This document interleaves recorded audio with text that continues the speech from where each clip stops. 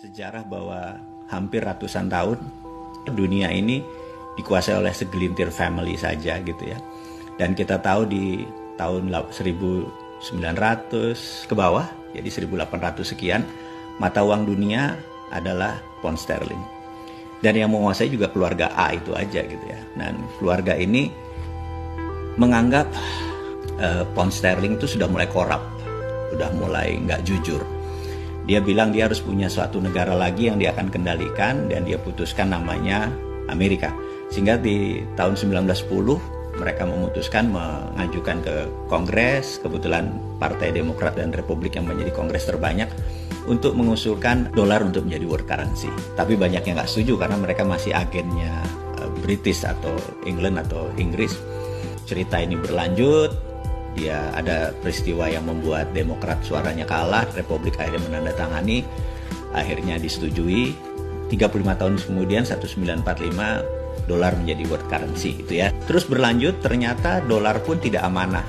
Puncaknya adalah waktu tahun 2009-2008 di zaman Demokrat. Demokrat kalau jadi pemimpin pemerintahan itu selalu membuat dunia kacau.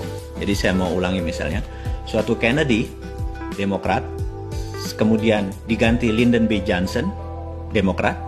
Pak Karno tidak nurut, Pak Karno selesai. Kemudian Pak Harto tahun 98 selesai karena nggak nurut Amerika, presidennya Clinton adalah Demokrat.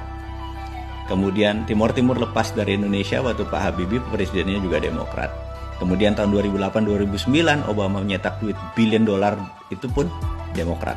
Jadi kalau Demokrat jadi, perangnya bukan di permukaan, tapi perangnya shadow, perangnya intelijen gitu ya. Jadi mereka punya economic hitman yang nyerang Venezuela, mereka punya economic hitman yang nyerang ASEAN di tahun 97 gitu ya.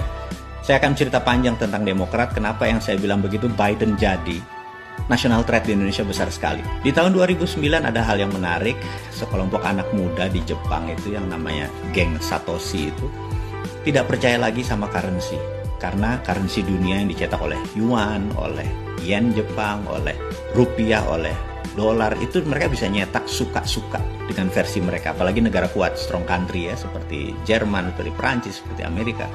Mereka bisa suka-suka mereka mencetak uang, dan habis itu uang tersebut disalurkan ke negara berkembang untuk mengimbangi inflasi yang kalau uang itu berada di negara mereka. Yang menarik, anak muda itu menciptakan Bitcoin berbasis blockchain. Blockchain hanya ledger ya, hanya sistem ini. Nah, 2009 tersebut blockchain masih nobody, masih nggak ada apa-apanya. Tapi dia menciptakan 21 juta Satoshi ini adalah fix. Jadi dia nggak nambah, dia nggak ngurangi. Karena sesuatu yang fix itu menjadi predictable, menjadi bisa menebak. Kalau underlying-nya dia cetak print, itu dunia realnya menjadi tidak bisa ketebak. Ini kehebatannya Bitcoin. Bitcoin baru masa jaya 2016-2017. Bitcoin masa jaya, dan di sini kaum globalis merasa bahwa dunia nanti go digital.